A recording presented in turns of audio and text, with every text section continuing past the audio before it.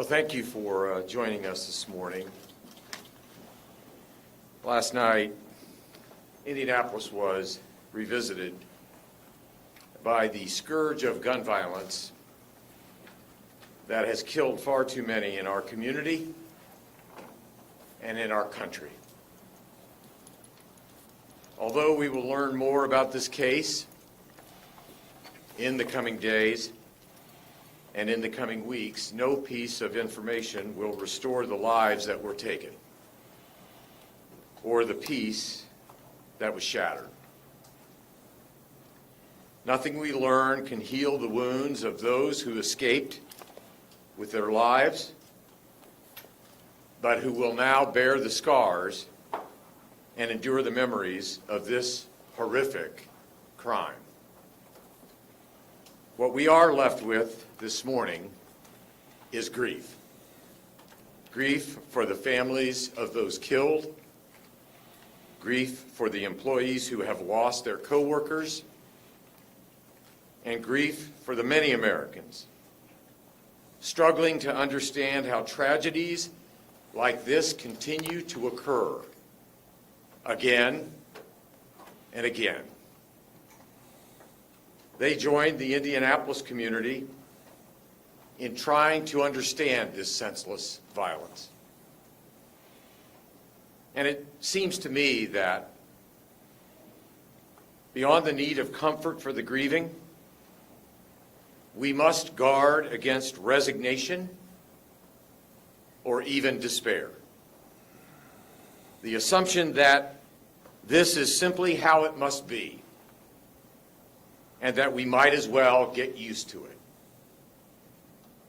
We need the courage that compels courageous acts that push past weariness. I want to thank the first responders who arrived at the scene, the IEMS personnel who provided medical care to those injured, and the brave IMPD officers who responded and who are now investigating the events of last night. By all accounts, these women and these men acted heroically, caring for victims and families and bringing order to a chaotic environment. I'll close by saying this. Indianapolis is a resilient community. Last night was a devastating blow, and its impact will be felt by our community for days and weeks to come. But in times of despair, I know that our residents will rally together and help one another make it through. The eyes of the nation are on Indianapolis today in ways that we would never have hoped for. And for those who only know of this city, what they have learned when we are hosting major events on a global stage, they would be forgiven for simply believing that the people of Indianapolis are known for kindness shown to those who come to visit. What they cannot see in those moments, and what is difficult for us who live here to see in these moments, is that this spirit of generosity and radical love is shared not just by our residents, but between our residents. It is what makes this a special place that we are proud to call home. In times of triumph and in times of tragedy. It is what gives us the strength to see through the darkness and find the light of love that exists within each of us. It is what gives us hope. And no crime of passion or act of hate can take that away from us. Not today, not ever.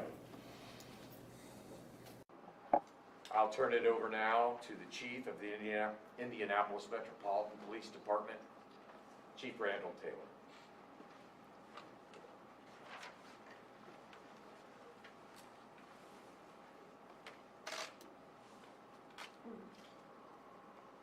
So this morning, for the third time since January, our community woke up to news of senseless crime that will not soon leave our memory.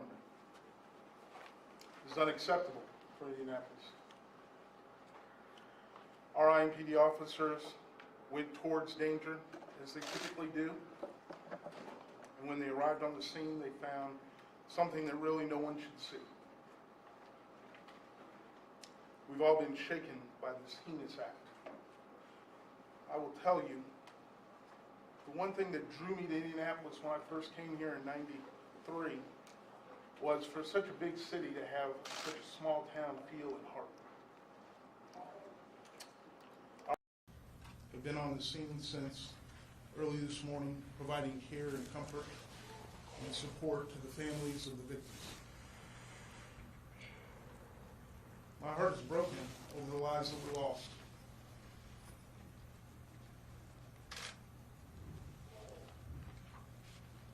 FedEx is a major employer in this city.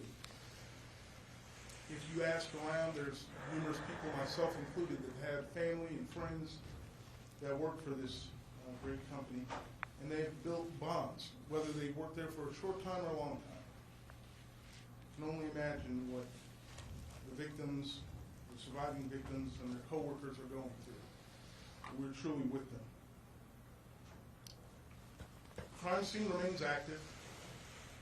IPD, along with public safety partners, will continue to work at the scene for as long as it takes to ensure a thorough investigation is complete. You'll soon hear from Deputy Chief Craig McCart, who will share what we know to this point, but that information will be limited. I can share a few things with you, though. I know the first responders did an incredible job. You more than likely will hear stories of their bravery as this develops.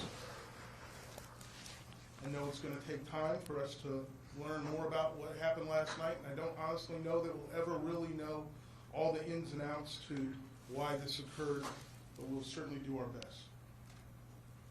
But I do know our community stands together.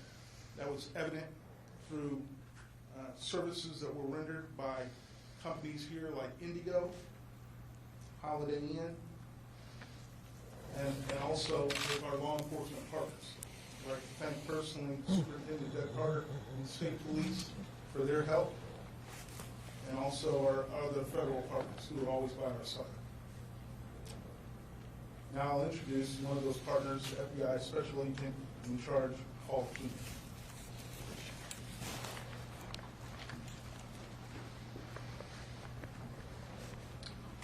Chief. As the Chief said, my name is Paul Keenan. I'm the Special Agent in charge of the FBI Indianapolis Field Office.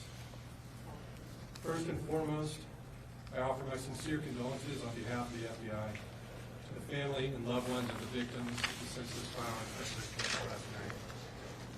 While we mourn the devastating loss of their lives, we are dedicated to honoring their memory through a meticulous investigation. FBI Indianapolis is part of this community, and we stand with our friends and our neighbors to condemn this violent act that has impacted so many. I stand here today with my partners because whenever there is a tragedy such as this, the FBI surges resources to assist our law enforcement partners in addressing those immediate needs. FBI personnel are assisting the crime scene, conducting interviews, assisting on the search of the suspect's home, and will provide any technical expertise requested by the IMPD. Many of you have already asked what the motive of this shooting was, and with less than 12 hours since the shooting, it would be premature to speculate on that motivation. I can tell you that there is no further threat, and updates will continue to be shared as there are more details. We're grateful for our strong partnerships with the law enforcement in Indiana. As we have done in other cases, the FBI will dedicate all available resources to follow every lead and use all investigative capabilities to see this and bring closure for the victims' families. Next up, I'd like to introduce Deputy Chief Greg Hart from the IPD. Thank you.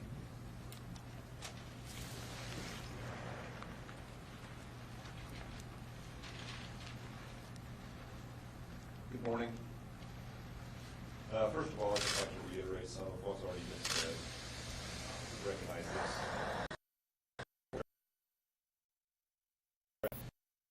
Condolences go out.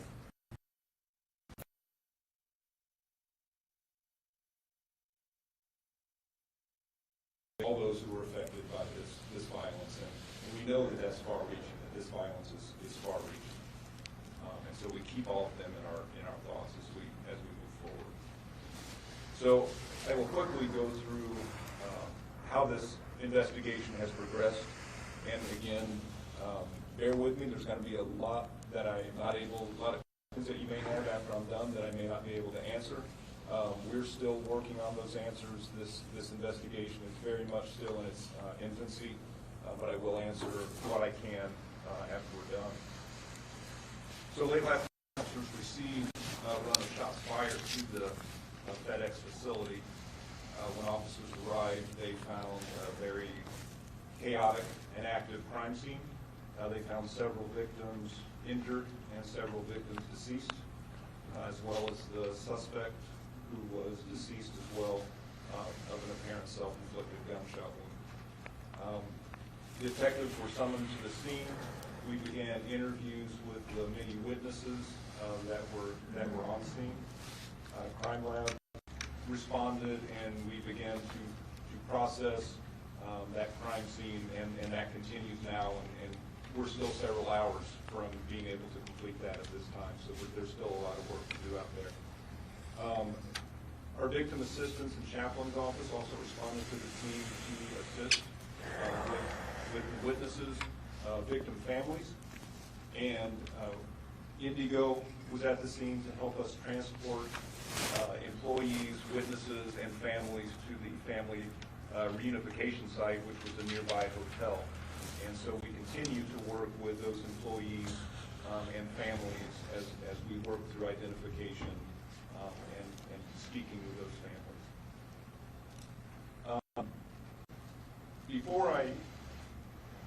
Before I open anything up for questions, I just want to recognize the work that's being done out there as we speak by our detectives and the help that we have received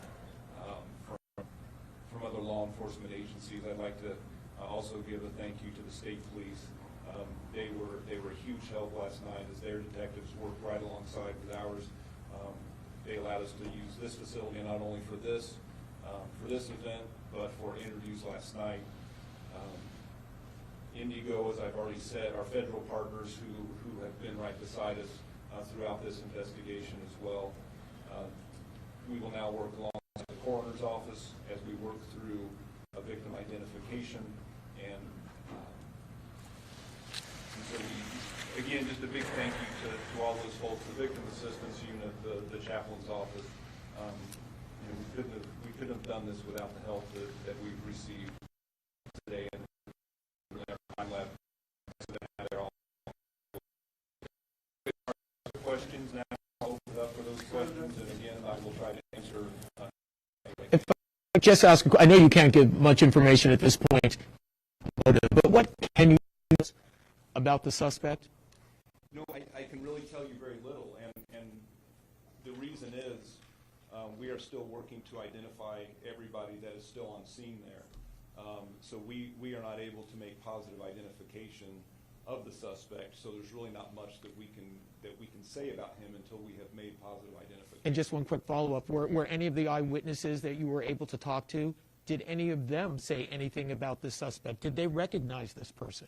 So what we did find preliminarily from the interviews that were conducted was that this suspect came to the facility, and when he came there, he got out of his car and pretty quickly started some random shooting outside the facility.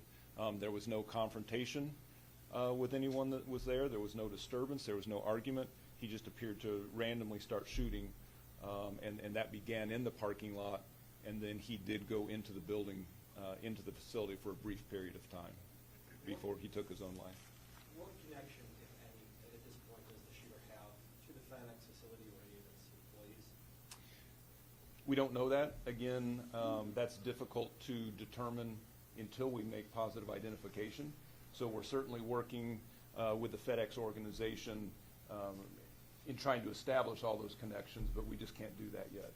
Craig, if I can be clear, you're saying you don't have a firm identification of the suspect, but the special agent says they're assisting with the search of his house. And that's accurate. I mean, we have an idea. We have some other leads that led us to that location. But again, until we make positive identification along with the coroner's office, we're not going to obviously identify anybody. But there is a search going on at somebody's house.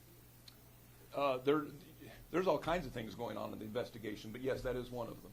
Okay, a search of the individual you think who is the shooter in this case? Potentially, yes. Potentially, yes. How many weapons recovered, how many shots fired? I can't tell you that yet.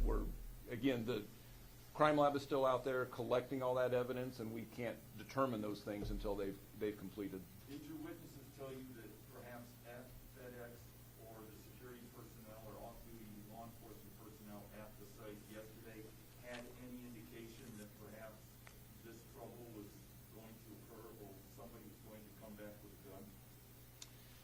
No.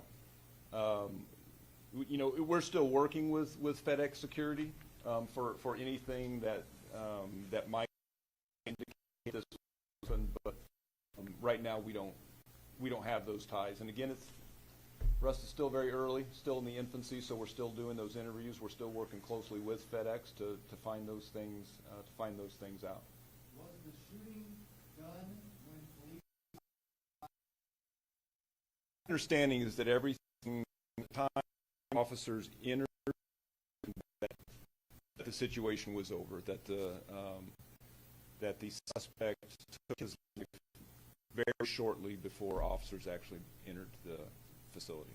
How long do you think the incident lasted? It's hard to say exactly, but the estimates that we have heard are just a couple minutes, that it did not last very long. And you can't confirm that the suspect is an employee? No, we cannot confirm that yet. How many people were in the building at the time? You know what? That I can't tell you that. That would be a question that someone from the FedEx organization would have to answer. I don't know the number. I don't know that number right now. How many were transported to the hospital? So what we have right now is that there were 5 that were transported from the scene. 4 of those had suffered what appeared to be non-fatal gunshot wounds, and then there was another injury of some sort that was a person with some sort of injury that was transported as well. Several employees have said that FedEx policy is that employees can't bring cell phones into the facility, and they fear that may delay getting you guys there. Was there any kind of delay in getting you? No, I think that we were contacted very quickly once things started happening. Now, what I have heard is that part of the frustration in family notification has been due to a lot of these employees did not have cell phones. As they flee the building and get transported to other places, they're without their cell phones. They had a hard time getting with families, so that was certainly frustrating for those employees as well as their families. Is there surveillance video of the incident? We're checking for surveillance video, and certainly one would think in a large facility like that at some point there's going to be some video that we're able to obtain. Did any witnesses indicate to you that they thought maybe there was another employee who attempted to retrieve a firearm in an attempt to... That kind of anecdotally, but I have not heard that was reported to law enforcement to this point. Now we're doing lots of interviews still, so I'm not going to say that's not accurate, but I have not heard it from people within my own organization. Was there a shift change going on, which is why there would have been folks in the parking lot? I'm trying to understand why that time of night. We haven't determined that yet, but I know there are some places where I think a lot of the employees take breaks and lunches and things like that out in that area as well. So, and it could have been a shift change as well. I just don't have that answer right now. The scope of the investigation, the facility is quite massive. Not asking for graphic detail, but you said it's going to take a couple of hours. Can you give us an inside look as to what are you doing in that building? What are you collecting? And then also, sir, follow-up question, how many people have you interviewed or do you plan on interviewing as part of the investigation? Thank you. So first, it's not just inside the building where we continue to work and process the crime scene, because as I indicated, it started outside the building. So crime lab personnel have a painstaking process, a very organized process of documenting all the evidence that's there on the scene, and that will start with diagrams and pictures and videos, and then the actual physical collection of any evidence that's on the scene. So that has to be done in a, I mean, there's a big area. Like I said, we started outside and then we went into the facility. So all that's going to take a while. Mayor, this is the third mass casualty shooting this year. I just wanted to ask you, do you have any words for the state legislature as they wrap up their subcommittee investigation?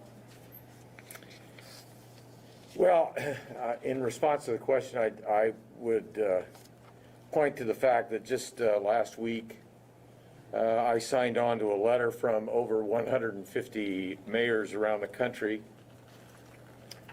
asking for the United States Senate to consider legislation that would expand background checks to be required when firearms are transferred between private citizens, and to close the Charleston loophole, which allows federally licensed firearm dealers to transfer guns to customers before an adequate background check is completed. So the fact that I, with 150 other mayors, and asking the federal legislature to do that, at least indicates what I would like to see done legislatively. My concern about the Indiana General Assembly is I believe they only have 3 or 4 days left in this particular session. But I certainly will make it clear to our governor and to the legislative leadership where I stand on these issues. Mr. Mayor, you were in contact with the White House, contacted you. Can you give us, again, not disclosing any privileged conversations, but could you share with us what was that conversation like? Has the White House promised or offered any services or resources to Indianapolis? Well, as most people know, the Chief of Staff to the President of the United States is a North Central High School grad from Indianapolis, Indiana, so it was not at all unusual that he would reach out to me. Basically, the offer was, anything you need, Mayor, we stand ready to assist. It was not a direct communication, it was just text messaging, and I, of course, responded thanking him and told him that we would keep him made aware of the progress of the investigation, and if the White House was able to do anything to support, I'm certainly not hesitant to ask for it. Mr. Mayor, cities are always looking for resources from the federal government. If there are things that you could ask the White House, what would you need? What resources could the men and women of Metro Police and the other agencies that are under your purview, what would you ask them at this moment in time? Well, we're always deeply appreciative of federal support, whether that come by way of dollars or otherwise. And frankly, the city of Indianapolis is grateful. For example, the CARES Act provided $168 million. Many of those dollars went to our first responders last year. According to the American Rescue Plan, I believe Indianapolis may very well be receiving over the course of the next 2 years $425 million. And I have no doubt, although we have not made any decisions about how to utilize that money, I have no doubt that that money will also be used for law enforcement and first responder support. So anytime Washington makes the offer, we're very grateful and certainly inclined to accept. Mayor, how does the community heal this. This is the third time they're waking up this year alone to a mass shooting. Yeah, but I think that the community needs to engage in serious conversations, and not just our community, but I think conversations need to be held around our country.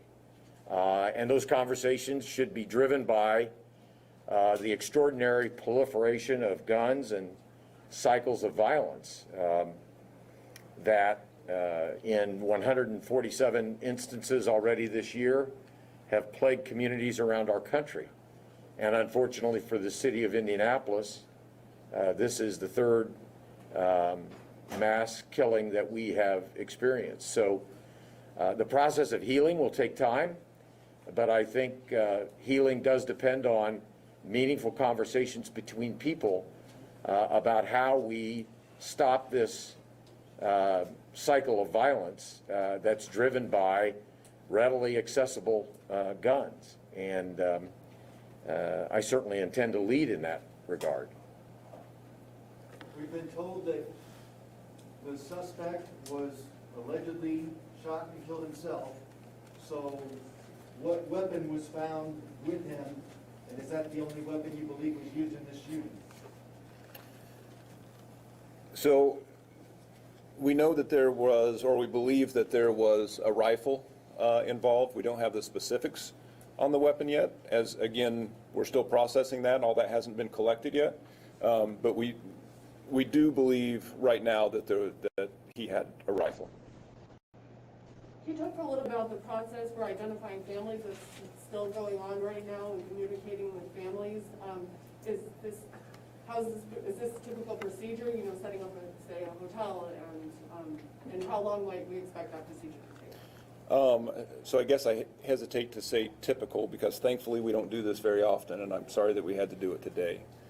But yes, we do have our victim assistance counselors. We have our chaplains at a nearby hotel, which is where we took employees to, which is where we had family meet them. Obviously, there are families who are still trying to locate loved ones and family members, so we continue to stand by their side until such time when we can either locate those family members or identify them as a victim that we have on the scene. You described the weapon as a rifle, sir. Was the weapon in any capacity altered or changed to allow the... Way too early to, yeah, I mean, at this point, really, it hasn't even been touched as we still document everything, so. Thank you, sir. You brought up the suspect's car. Is that under investigation as well? Do you know which car was his? Oh, absolutely. That's part of the scene. So we're making sure that we have correctly identified the car that we believe that he showed up in, and then absolutely, I mean, we will process that as part of the crime scene. How many people were shot and killed inside and outside the building? Can you say that? So I believe that we had four outside and then 4 inside plus the suspect. Don't they have armed security inside? That I don't know. Now, have you been able to, you've certainly been able to identify some of these victims so far. Everybody who goes in and out of that building has some kind of name tag on. Have you been able to contact any families yet? We really haven't. I mean, nothing gets moved, nothing, we don't check wallets, we don't check purses until everything is appropriately documented. So, I mean, there may be some fairly simple ways to identify, and we'll work with the coroner's office to make sure that that's done appropriately with those families. But to this point, we have not identified any family of victims. Well, as Indianapolis waits for the names of these people and for the suspect, how long do you think it's going to take before you're going to let their neighbors know what's happened?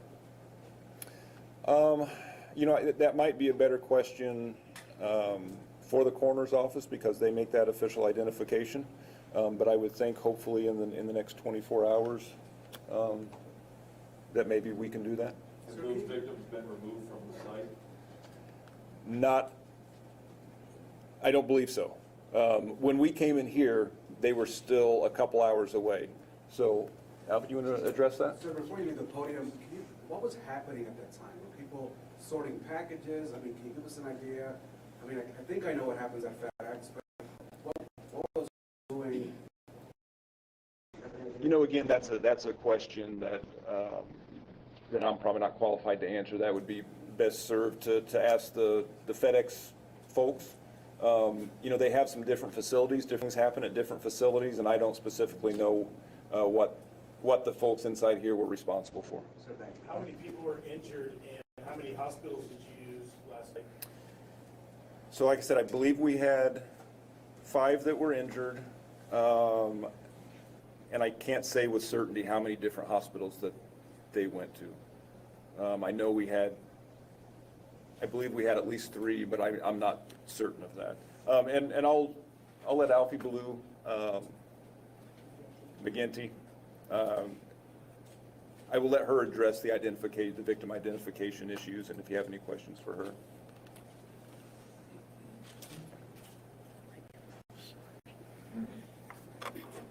Good afternoon. On behalf of the Marion County Coroner, Dr. Leandria Sloan, my name is Alfarina McGinty, and we are in the process of conducting our investigation. As has been stated, what we typically have to do is wait until all of the evidence has been collected. We are not able to go onto the scene yet to confirm any identities. What we will do is we will work with the victim's assistants as well as the chaplains at the identified location for the families to reunify those families with the decedents. We will utilize as much information as possible that is on those decedents that are at the scenes to make that positive identification. As you all know, Indiana is very specific in how positive identification can be done, which is identification by a family member, dental, DNA, and fingerprints. And so adhering to all of those measures, we must make sure that the people that are identified on the scene are accurately and appropriately, positively identified. And so that process will take a little bit of time. We have some information so far as to what families are waiting their loved ones to be identified or to turn up somewhere. And so we are going to be working with those families to efficiently and very effectively confirm the positive identification. We are still a number of hours out before we are able to go onto the scene to conduct our investigation. And then after that, we will work with the families. Following that process, what we will have to do is we will perform our examinations. We will be calling in additional staff, and so additional resources will be available or need to be available to us for the additional staff to be brought in for those examinations to be done within the next 48 to 72 hours to confirm the actual cause of the death. Any other questions? Have all the workers left who were there last night when this occurred? Have they all? I don't have the vacated information. premises? I don't have the information. Besides victims? I don't think there's anyone still there, but I can't say that for. Can you identify the sex of your victims? At this time, we've not been able to go onto the scene to do any of that. Preliminarily, what we will do is I will send information to the rest of the investigating team so that that information can be shared as we get updated information on identities, age, race, gender, and those things that are important for the family members and the community to know. Alfie, can you talk about the toll that this is having on your office, specifically as part of the larger public safety family?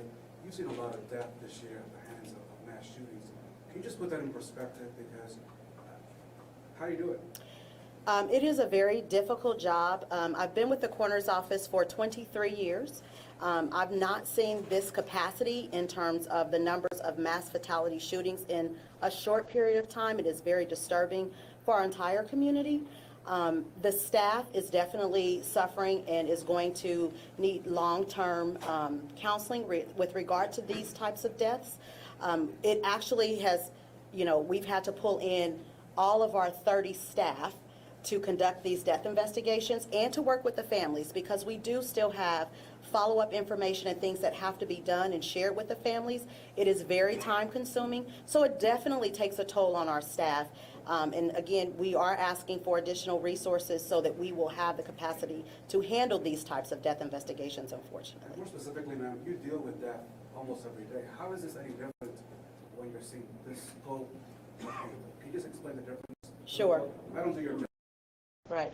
So the scope is pretty significant when you have this number of people. So pulling in all of our staff that are available, calling people from other jobs that have to come in and assist, as well as surrounding county coroners that are able to come in and assist us with these types of investigations. Additionally, we've seen an increase in death investigations in general over the last couple of years. And we are trying to work with our law enforcement partners to understand and address these issues that are causing this increase in death investigations. And so that is something that our staff is definitely has been working through over the last 2 years to be able to handle these things, because it is mentally draining, it is physically draining. We're going to work for literally the next 24 to 48 hours just to give answers to the families. Our first priority is to the families and identifying with the decedent, who the decedent is, as well as determining the cause and manner of death, providing death certificates for those families so that they can move on with their information and things that they need to do with regard to the loss of their loved one. So our hearts definitely go out to those surviving family members that are going to deal with this lifelong tragedy. Craig, one more. Craig, a question about identification. If we can't identify the suspect and the victims, can we say that everybody who's okay has been identified, reunited with family members, and released? I think that's a safe assumption, but yet I can't say that for certain. We think that we have reunited families and workers, and certainly all of those who have been treated at the hospital have been reunited with family. But again, I haven't been over there, so I don't want to say for certain that that's the case. But I believe right now that we have. That's it. Thanks, everybody. Good job, Craig. Thank you, sir. Lex, we have to do this again, huh? Yeah.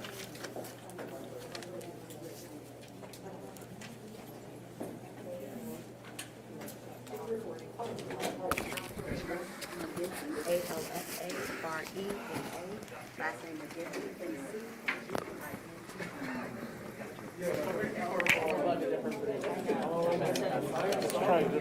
What happened to the mic? The pot died or something?